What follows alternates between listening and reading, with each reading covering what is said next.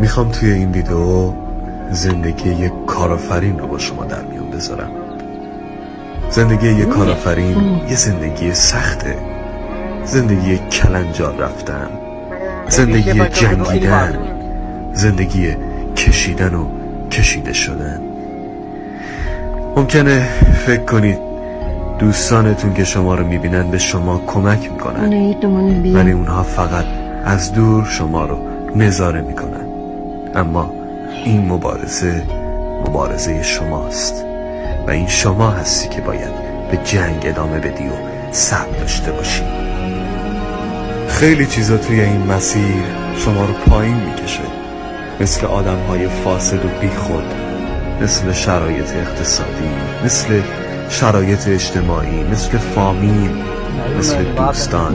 از همه مهمتر بعضی از آدم‌های دور و برتون.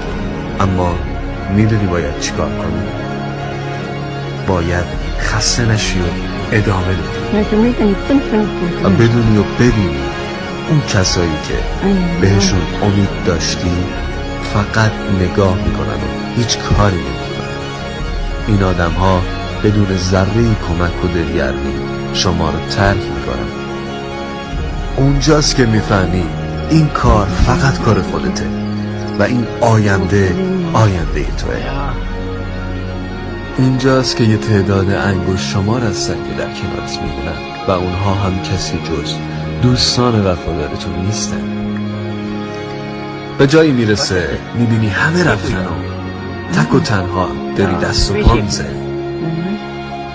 شما ورشکست شدی یا بیزینست خوب کار نمیکنه، اما دیر یا زود شرایط عوض میشه.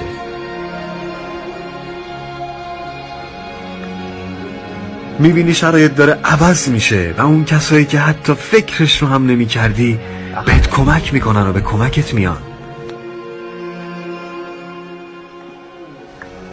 شما فقط باید ادامه بدی، طاقت بیار و خسته نشو و ادامه بده. کمک حتما به سراغت میاد و فرصت نجات و برات فراهم میکنه. به تبریک میگم، موفقیت و پیروزی دیر یا زود از آن توه. فقط خسته نشو، ادامه بده.